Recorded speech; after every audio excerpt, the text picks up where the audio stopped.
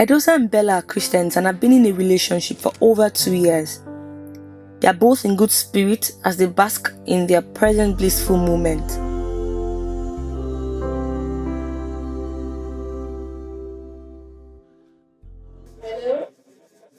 Bella, honestly, I still don't know what this unnecessary delay is all about.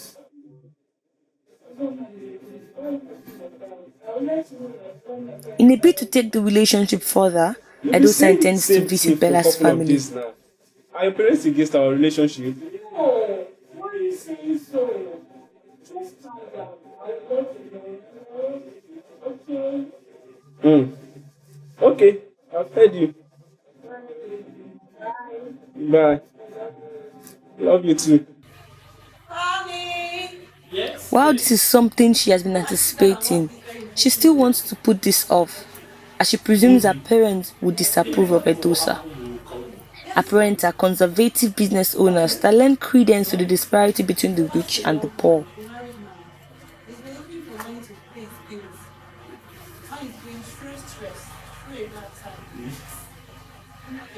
Yes, of course. No, all these young men. You see, people are not supposed to rush into this thing called marriage. Nobody asked him to go into this marriage. So it is his business. Dad, it's a trying time. Everybody has this phase, and it will soon pass. What do you know? A phase, a time. See, from the little I've watched, look at him with his baby. And the wife and children, they are all suffering. Nobody asked him to get married or a married man. Our daughter can be right. It could just be your face. It's going through. I have something else to You can just say it. For a film, movie. Okay. Edosa's parents, however, are average citizens with just enough to get by. Edosa is a vibrant and industrious young man who is currently seeking employment after graduating for over 2 years. Who did that?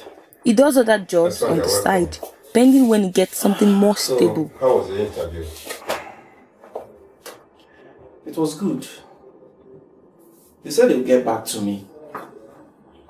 I hope they do. By the grace of God, they'll get back to you. Amen. So it's well, eh? So let's be expecting them. Yes, sir. You're welcome. Bella,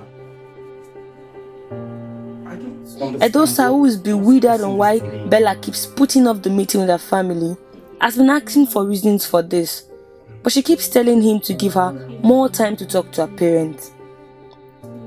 You've been saying that for a couple of weeks now. Are your parents not interested in our relationship? No, don't say that.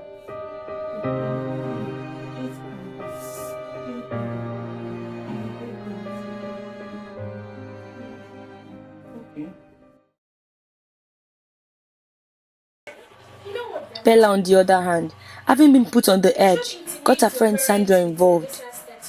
But she didn't get any concrete advice apart from Sandra telling her to let her parents in on the whole situation and also giving an assurance that everything will be alright. Of course, you know there's no one else.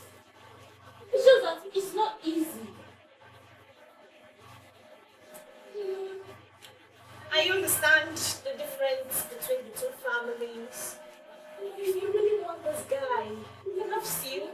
He's hardworking. He's good looking. I know you can do something about it. Sandra, you know my parents. You know their personality. It's not easy for me. It's just not easy for me. My dear, it's okay.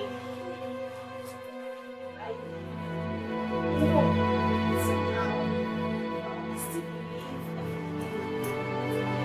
I'll take it hard on yourself, okay?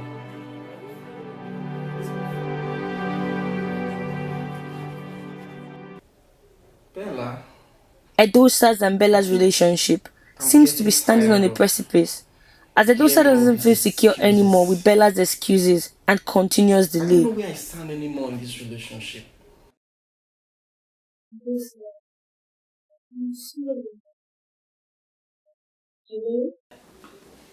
More excuses. Bella wants her relationship back to its former consolidated state, although she is yet to know what to do and how to prepare her parents for what she anticipates to be an intense and uncomfortable meeting. She's confused on what to do.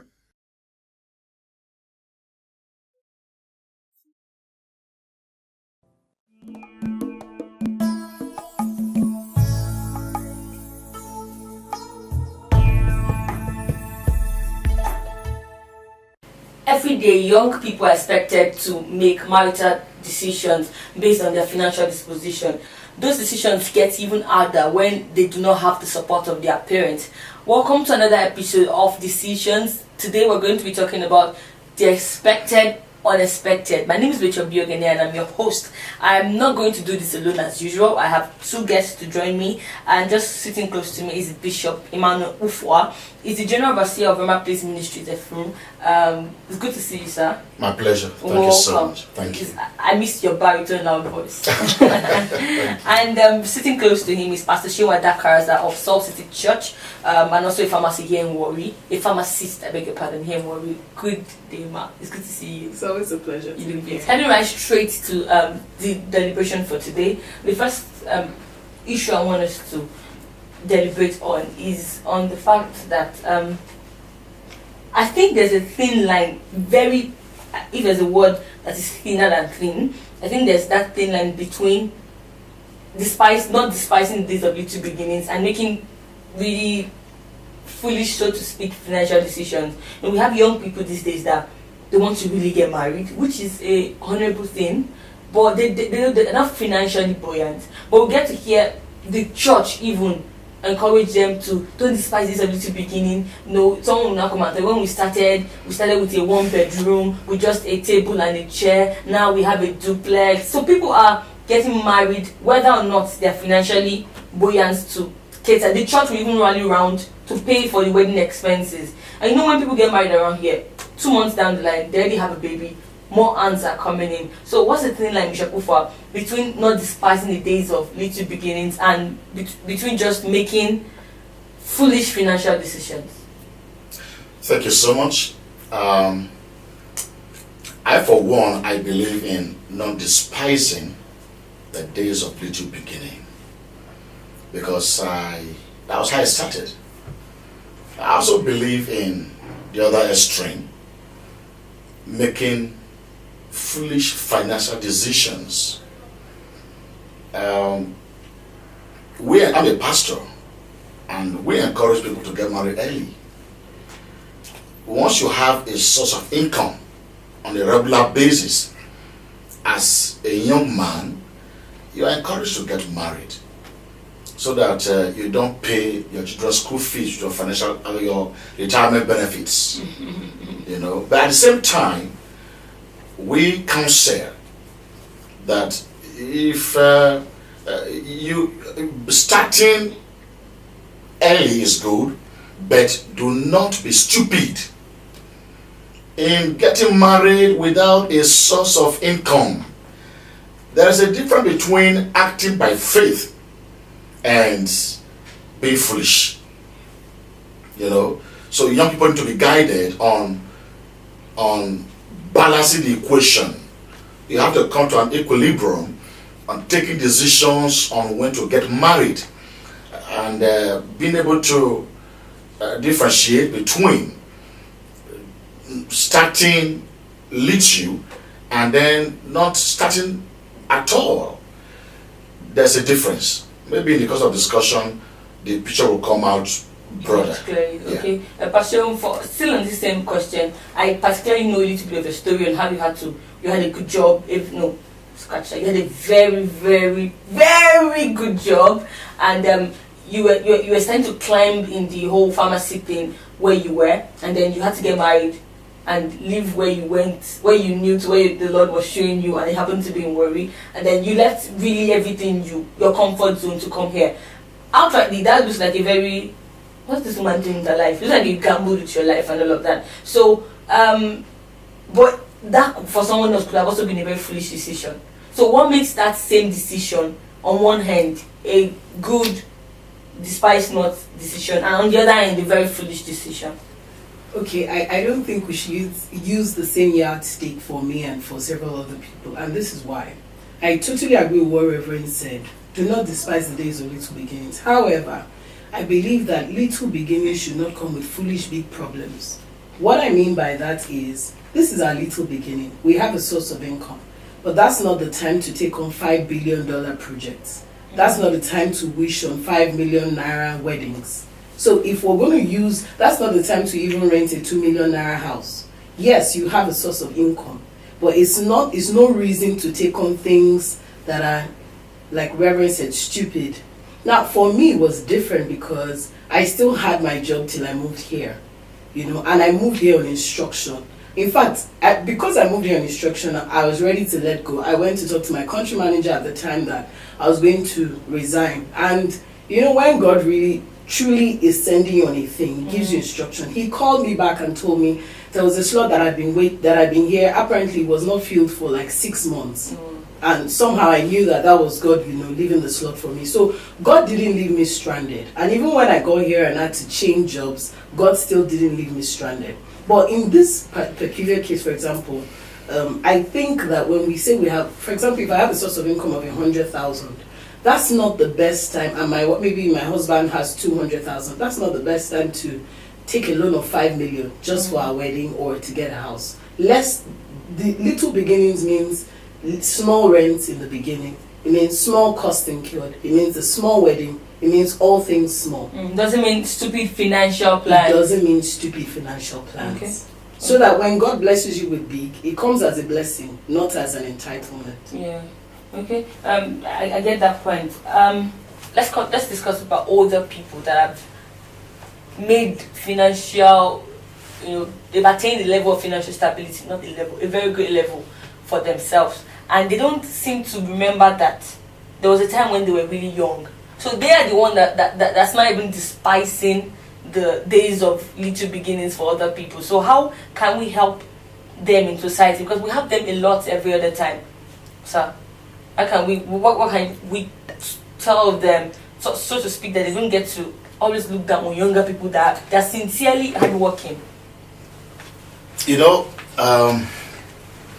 Everybody has a beginning. And the beginning is either a small one or a big one, quotes. Job chapter 8 verse 7 said, though your beginning were small, your end should greatly increase. And those who have been able by the grace of God to climb a ladder of success, that you are there, up there doesn't mean that you were not once at a very low ebb. We all have a ladder to climb. And I think we should advise such parents, when they're advising young people, they should remember where they started from. Not all of us, some of us, like I will always say, we're born with silver spoon. Some of us were born with golden spoon in our mouth. And some were born with plastic spoon. Some without no spoon at all. And some were born with joystick. And all of us belong to these categories, at one level or the other.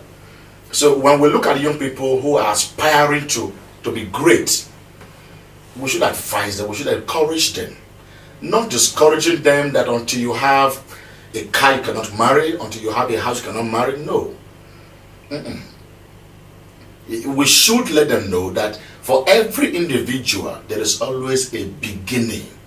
There is always a beginning. And we should encourage them to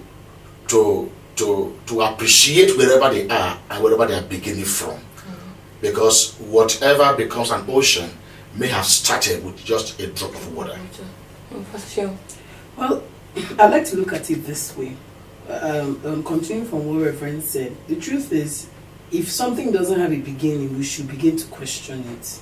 Even the Bible says in the beginning. So the whole of everything that we see around had a beginning. However, the truth is, I don't think there's any parent who wants to see their child suffer. Especially children who so much so have put in so much, and then they now maybe... So it's only normal for your parents to maybe put up a resistance or ask you certain questions. Because any parent who doesn't, I think that every parent will at some point. However, I don't think it's for them to put a, like Reverend said, and say, no, you are not going to be here. It's about identifying with who the person you are with, or identifying the person as, oh, this person is hardworking and has something doing, and you know, this has plans. You don't put the cart before the horse, you know. But it's only normal for your parents to ask. Okay. It's only normal thing. Yes, even especially the ones who have reached the financial stability, and people like that oftentimes don't like to let their children suffer. Even those who are still suffering. They don't want to allow children exactly. Yeah. Even the parents who has not even attained much, if they ask you that, so does the boy, he doesn't have a, you can't say you want to continue. Yeah. No, it's only love. So let's take that as a normal thing. Okay. However, it's the going forward, like Reverend addressed, that you talk to these people that, look, this person, in fact, the parents will see that this person that you're with is not a lazy person. Okay. You know? They should look at it objectively, individually, not as a general. Yes, it's not a general thing. Okay. From there, the issue is a very straightforward issue, so we're not going to go too much back and forth. We're going to start addressing issues as much as we can. Now, on one hand, I think it's only my opinion. I want to hear what you think. That Bella, the girl in question, might be on her own insecure about him. I think that because she hasn't made any effort. It's one thing when you make an effort and they shut you out. It's another when you keep assuming they will shut you out. Because I had very strict parents, especially my father. But one thing I've learned over the years is that when parents will always stop you at first from something they think is not good. But if they see that you're persistent, even if what you're doing is evil, somehow they even, at some point, that's why parents saying, I've given up on him, I don't know what to do again. So when parents see that their children are persistent about something, most times they allow, they just, let you be. So do you think, is it possible that Bella is not proud of the young man in question on her own, Pastor? Well, I think that Bella hasn't quite attained what you call, she doesn't have quite an individualistic approach of herself. I don't think she has gotten there yet. Before you say you want to marry a person, certain opinions will begin to matter less. It will matter, it will influence your decision to a certain extent, but it will not be the reason why you make certain decisions. Marriage is one of them. Because I've used myself as an example. When I got married, my husband is Robo, I'm Yoruba. My parents believing, my father worked in First Bank and he worked at the head office. So he believed in stable income my husband started as a graphics designer and then a consultant, and it wasn't that kind of stable whatever. But it also depends on where I place this person with my parents. It depends on where I place this person with my parents. Now, if we say we are Christians, the Bible says faith without works is dead.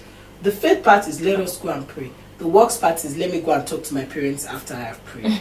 So let's be very, I don't know if I'm making any sense at all, but the place that you are as a person will determine. I don't think that Bella should even get married in that vein. So you're not even saying that the parents are the issue. You think I don't Bella think is the parents are the issue. For me, yes, it depends on the relationship Bella had with her parents. Before then, there are parents who don't actually relate with their children informally. Yeah. They are so formal. So Bella could be that kind of daughter that didn't have a close, intimate relationship with the parents. So she felt she couldn't approach the parents. But at the same time, like my sister said, if Bella was sure of her relationship and that she was in love, her approach to her parents would have been, Daddy, Mommy, I know that this boy is not in the same status with us, but I love him. It is the girl's responsibility to convince her parents that this is the one I love. this is the one that also loves me, and I know he can take care of me, despite the dichotomy, despite the differences in status. Bella failed to do that. We are going to go on a break, and when we come back, the discussion continues. Don't go anywhere.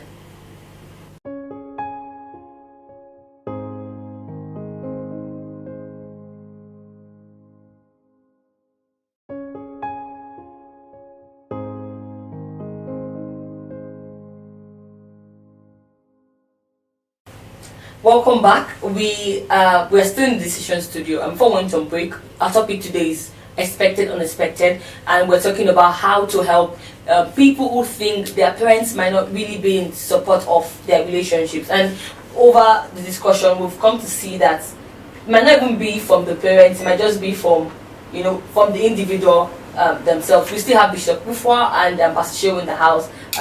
Should I say welcome again, or I should just say well done, sir? Thank you so much. All right. Okay, back to what we're saying. I would like us to address the issue because of time and because we should not, just beat around. Pastor Shehu and Bishop Ufa, you have both said that Bella might be the major issue, not necessarily the father. So how do you suggest that?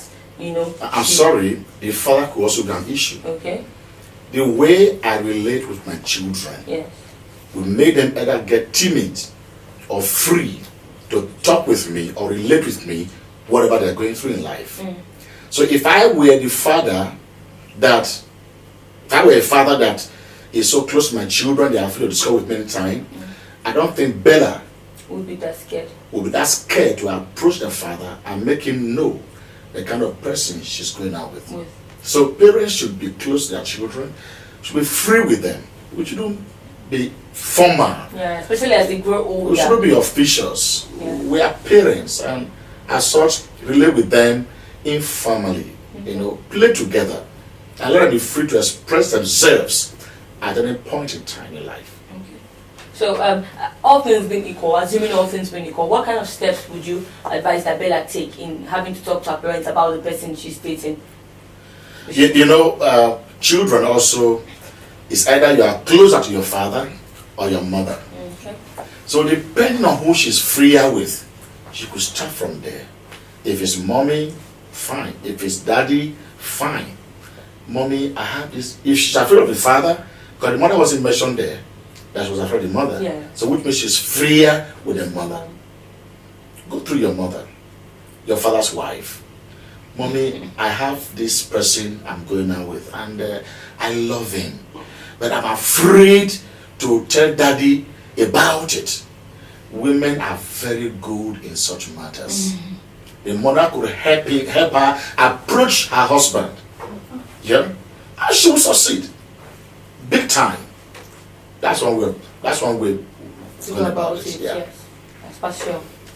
I mean, that's so correct, because particularly if the mother was there in the days of his little beginnings, that will also help.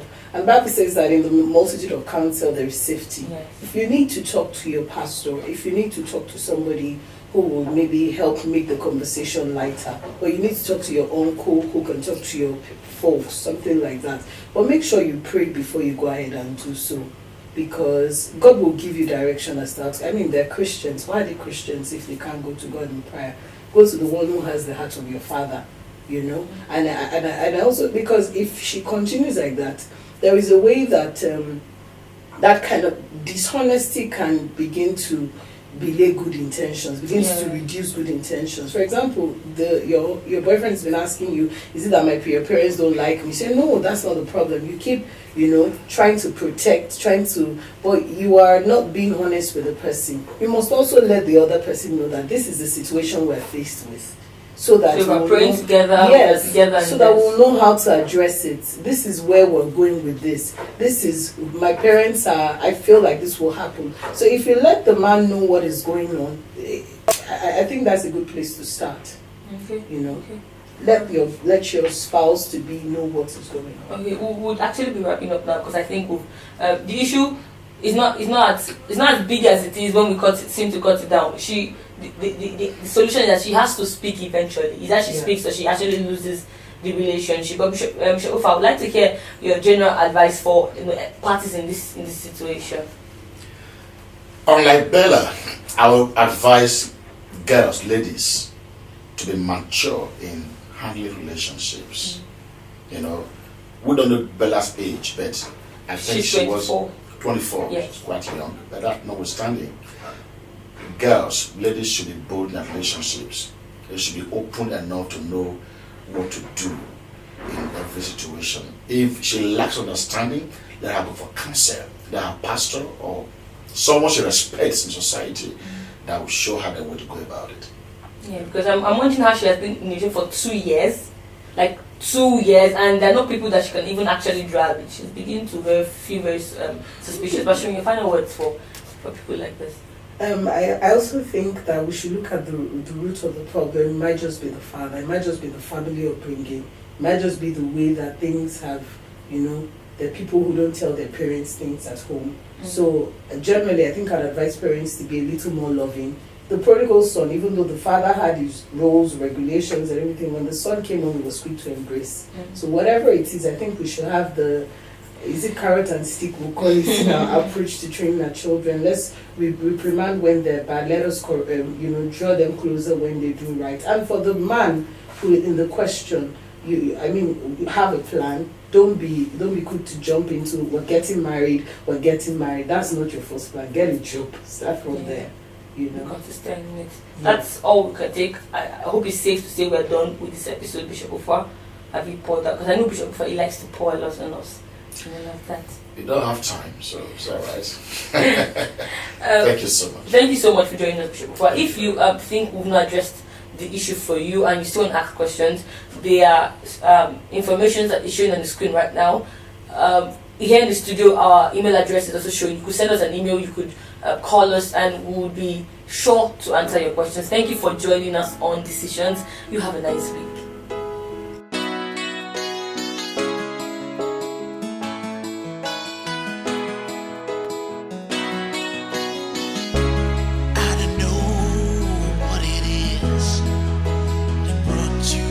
Today, I don't know what it is. You've been